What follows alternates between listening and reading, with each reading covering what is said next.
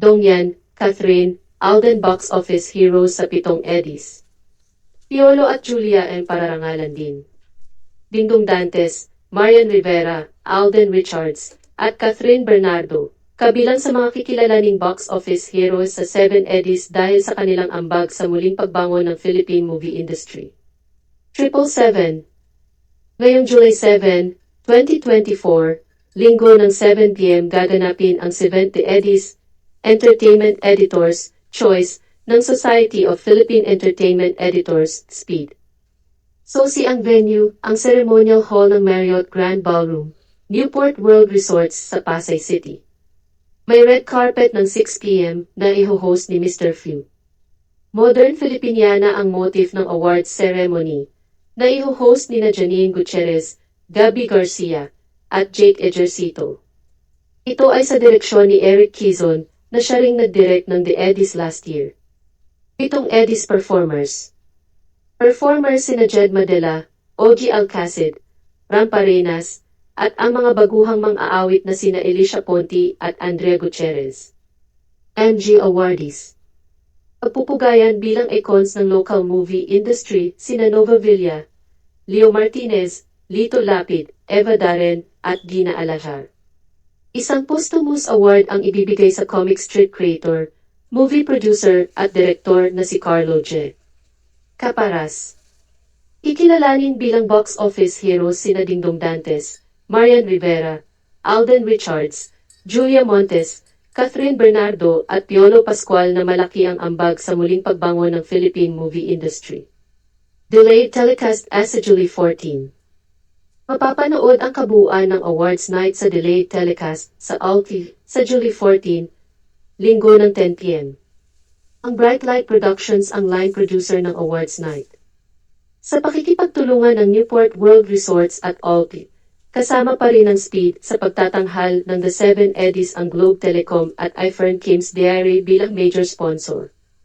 Katuwang ng grupo ngayong taon si DILG Secretary Benhur Abalos, Mayor Albi Benitez, Builder Nirhe Ani Cochitan, Unilab, Front Row, Cat Corpus Atelier, Senator Chis Escudero, Senator Bong Revilla, Camille Villar, Senator Nancy Binay, former Ilocos Sur Governor Chavit Singson, Imelet Goros, Rowena Gutierrez, Camiseta, Casa Juan, at ang Echo Jam Entertainment Production. Magtatagisan sa 70 Eddies ng SPEED ang mga dekalibreng pelikula na ipinalabas sa mga sinehan at online platform noong 2023. Ang 5 nominado sa kategoryang Best Film ay ang About Us, But Not About Us, Firefly, Gumburza, Itimapukpukaw at Malari.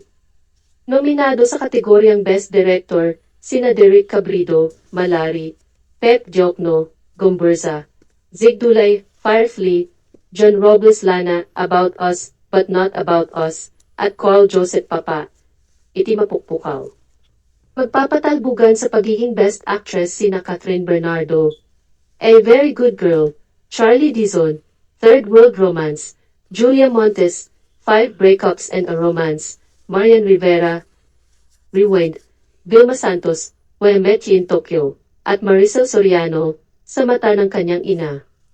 Nominado sa Best Actor category, sina Elijah Canlas, Keys to the Heart, Dingdong Dantes, Rewind, Cedric Juan, Gumburza, Piolo Pascual, Malari, Alden Richards, 5 Breakups and a Romance, at Romnick Sarmenta, About Us, But Not About Us.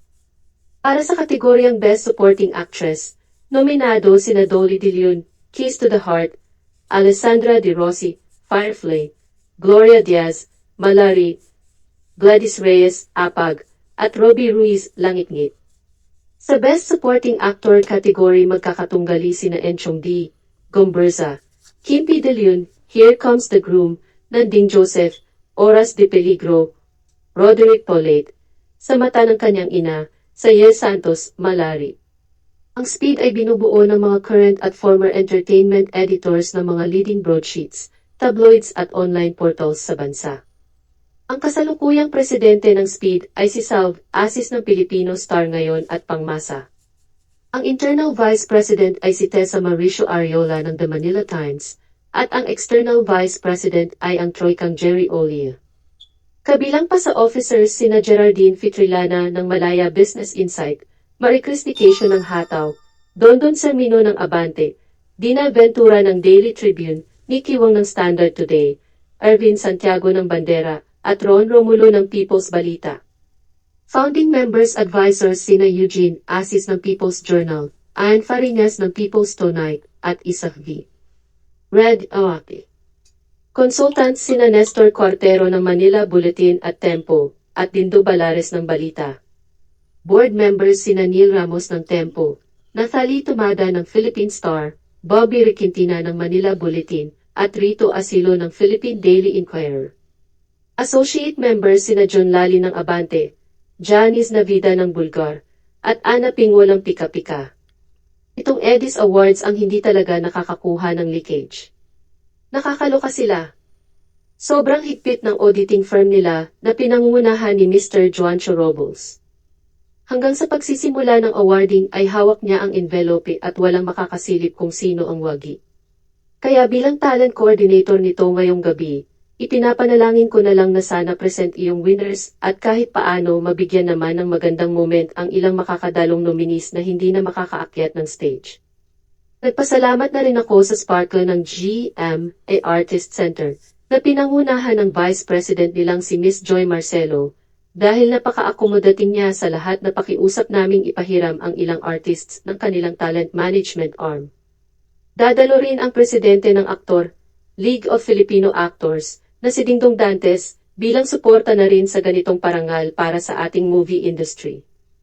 Isa rin siya sa pararangalang box office hero at nominado sa Best Actor category.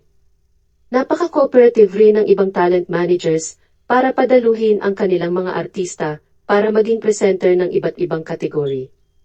Hindi personal na nakuha ni Janine Gutierrez at Elijah Canlas ang kanilang Best Actress at Best Actor Award last year, kaya bibigyan din sila ng moment ngayong gabi para magpasalamat sa parangal na natanggap nila.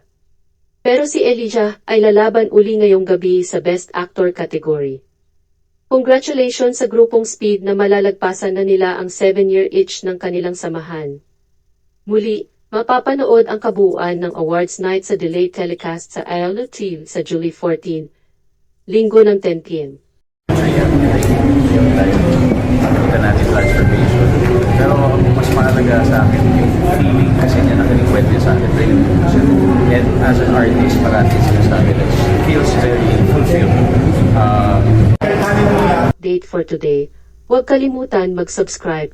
Click the notification bell for more showbiz updates.